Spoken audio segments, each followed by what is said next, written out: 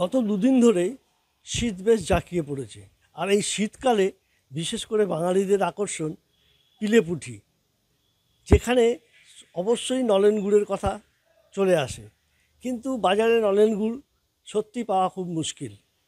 শিউলিরা জানাচ্ছেন 1 কেজি নলেন গুড় তৈরি করতে যা খরচ হয় 350 থেকে 400 টাকার নিচে বিক্রি হয় না।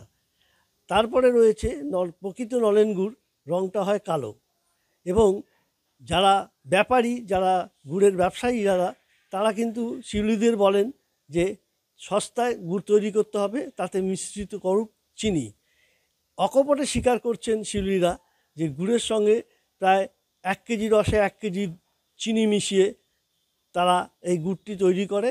গুড়টি দেখতেও ভালো হয় এবং দামও সস্তাতে বিক্রি করতে পারে।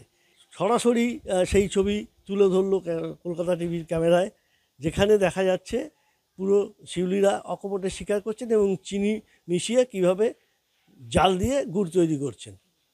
চিনি পরিমাণটা এতই থাকে, অ্যাকচুয়ালি ভেজাল গুড়টা। মানে ওটা গুড়ে চিনি না চিনিতে গুড় দেওয়া হয়?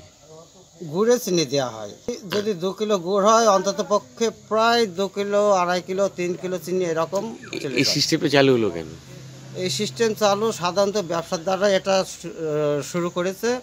ব্যবসাদারদের বক্তব্য যে তোমার যা গুড় হবে, তুমি গুড় আমাকে সব দিয়ে দাও, তোমরা একটু পয়সা কম নাও।